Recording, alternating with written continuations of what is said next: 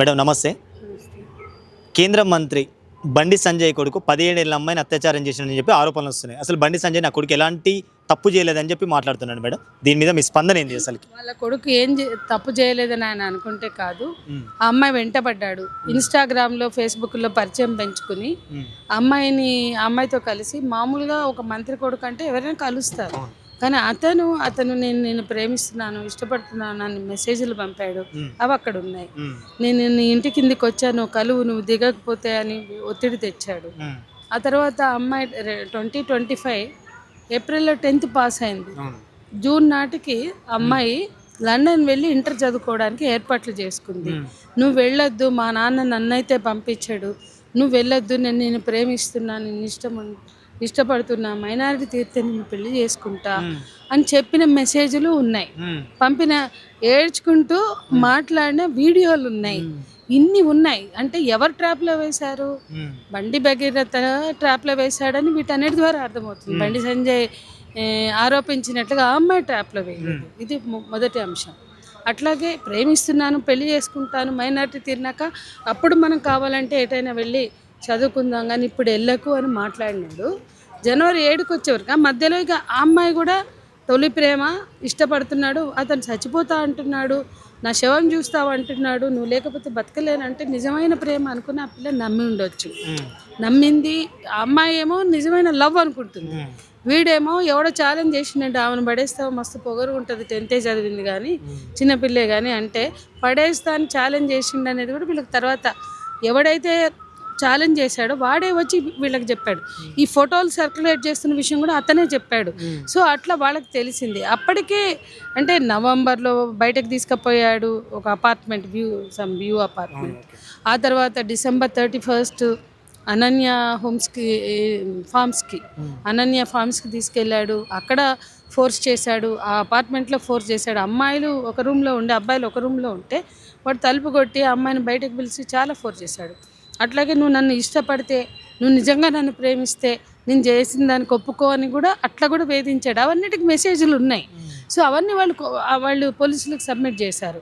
కాబట్టి వాళ్ళు ఇచ్చినటువంటి ఇన్ఫర్మేషన్, సమాచారం, సాక్ష్యాధారాల ప్రకారం చూస్తే ఆ అమ్మాయి మైనర్ ఇష్టపడిన పరస్పర అంగీకారంతో కలిసి ఉన్న నేరం మేజర్ మీదే ఉంటుంది. అది చట్టం చెప్పింది, మనం ఎవరైనా చెప్తలా. అదే ఫోక్సో చట్టం. అంటే అమ్మాయి 18 ఏళ్ళ వయోపరిమితి తీరకుండా ఆమె అంగీకారం ఉన్నా సరే లేకున్నా సరే ఆమెతో సంబంధం కలిగి ఉంటే అది నేరం అని చట్టం చెప్తున్నప్పుడు బండి సంజయ్ హోంశాఖ మంత్రి అయ్యి ఉండి ఆయనకు తెలియక తీసుకుపోయి హనీ ట్రాప్ కేసు పెట్టి ఆ హనీ ట్రాప్ అంటే వల వేసింది, మా అబ్బాయికి సంబంధం ఉంది కానీ వల వేస్తే సంబంధం పెట్టుకున్నాడు అన్నాడు. అది చాలు కదా, అంటే ప్రాథమిక ఆధారం ఉన్నట్టే కదా. అంటే ఇప్పుడు తెలంగాణ పోలీస్ వ్యవస్థ అసలుకి బండి సంజయ్ కొడుకును పట్టుకొని రిమాండ్ చేసి ఎఫ్ఐఆర్ బుక్ చేయాలి. పోలీసు వ్యవస్థ అసలు ఇంతవరకు ఆయన అప్స్కానింగ్ లో ఉందని చెప్పి చెప్తుండే మేడం. అసలు దీని మీద మీ స్పందన? అప్స్కానింగ్ అంటే మరి 10వ తారీఖు ప్రధానమంత్రి సమక్షంలో ఉన్నాడు కదా, ముఖ్యమంత్రి సమక్షంలో ఉన్నాడు కదా, మరి ఎందుకు అక్కడ ఉన్నాడు? 8వ తారీఖు ఎఫ్ఐఆర్ అయితే 10వ తారీఖు ఆయన అక్కడ కనిపించిండు కదా. అక్కడ ప్రధానమంత్రి, ముఖ్యమంత్రి వీళ్ళందరూ ఉన్నారు, పోలీసు అధికారులు అంతా ఉన్నారు. పోలీసులకు తెలియదా అక్కడ ఎఫ్ఐఆర్ అయిందని? ఇట్లా ఎఫ్ఐఆర్ కాగానే సర్క్యులేట్ అయిపోతుంది. అంటే పోలీసు బాసులకు తెలియదా, ఎవరికి తెలీదు? అంటే ఇట్లా చెప్పడానికి సిగ్గుపడాలి పోలీస్ వ్యవస్థ. అంటే వాళ్ళకి కావాల్సిన వాళ్ళు ఏ మూల ఉన్నా దాక్కుంటారు. అనుమానాలు ఉన్నా వేధిస్తారు పట్టుకుని వచ్చి. అట్లాగే న్యాయం కోసం గొంతు విప్పిన వాళ్ళని, సమాజం కోసం పనిచేసిన వాళ్ళని, హక్కులు అడిగిన వాళ్ళని గొంతు నొక్కి కేసులు పెట్టి ఇది ఎట్లా అన్యాయం, ఇళ్ళు గూల కొడితే మేము మాట్లాడడం తప్ప, బోర్డు భూములు గుంజుకుంటుంటే మేము మాట్లాడడం తప్ప, ప్రజలు పోరాటాలు చేస్తుంటే మద్దతు ఇవ్వడం తప్ప అంటే అవన్నీ మాకు తెలియదు. ఎఫ్ఐఆర్ అయింది, మిమ్మల్ని అరెస్ట్ చేస్తామంటారు. అటువంటప్పుడు ఒక ఫోక్సో అనే ఒక తీవ్రమైన నేరం, దానికి స్టేషన్ బెయిల్ కూడా లేదు. మరి అటువంటి తీవ్ర నేరానికి పాల్పడినప్పుడు 8వ తారీఖు అతనికి ఫోన్ చేస్తుంటే, బాబు నీ మీద కేసు నమోదైంది, నిన్ను అరెస్ట్ చేయాలి, నువ్వు పోలీస్ స్టేషన్ రా అని పిలిచి ఉంటే, అంటే బండి సంజయ్ కొడుకు కాబట్టి పిలవరు, మామూలు వాళ్ళనైతే పిలుస్తారు కదా. మరి వీళ్ళు పిలిచి ఉంటే నేను అడుగుతున్నా, పేట్ బషీర్బాగ్ పోలీసులు, సైబరాబాద్ పోలీసులు, కమిషనర్తో సహా నా ప్రశ్న ఏంటంటే, మీరు పిలిచి ఉంటే అంత ధైర్యంగా మొత్తం మీడియా చూస్తుండగా పోలీసుల సమక్షంలో అతను 10వ తారీఖు వచ్చేవాడా అంటే అంత నేరం చేశాడు కూడా హీరోగా ఇవాళ ప్రధానమంత్రి సమక్షంలో కూర్చునే అవకాశం ఎవరికి వస్తుంది? బండి సంజయ్ కొడుకు కాబట్టి వచ్చింది. కానీ అతను ఒక నేరస్తుడు. అంత బోర విడుచుకుని ఎట్లా అంటే ఒట్టప్పుడంతా చూసిన ఆంబోజులో తిరిగాడనడానికి బోల్డని ఘటనలు ఉన్నాయి.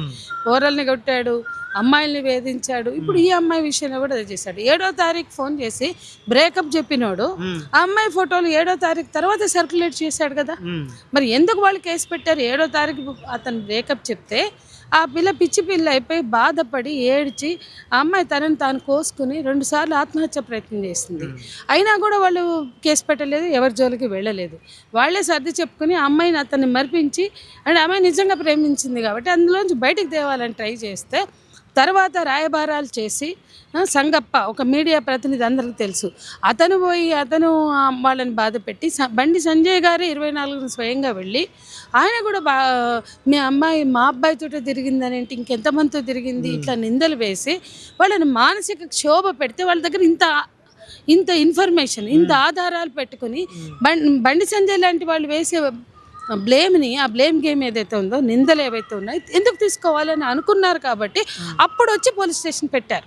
అతను నో చెప్పిన రోజు బ్రేకప్ చెప్పిన రోజు వాడు పోలే, వాళ్ళ బిడ్డ ఆత్మహత్య ప్రయత్నం చేసినప్పుడు కూడా పోలేదు.